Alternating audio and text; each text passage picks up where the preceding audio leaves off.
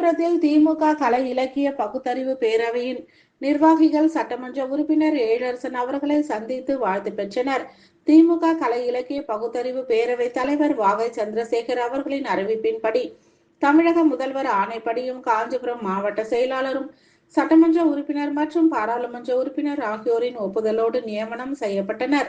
இதனைத் தொடர்ந்து காஞ்சிபுரம் சட்டமன்ற உறுப்பினர் அலுவலகத்தில் சட்டமன்ற உறுப்பினர் சிவிஎம்பி எழிலரசன் அவர்களை நேரில் சந்தித்து பொன்னாடைகள் மற்றும் புத்தகங்கள் வழங்கி வாழ்த்துக்களை பெற்றனர்.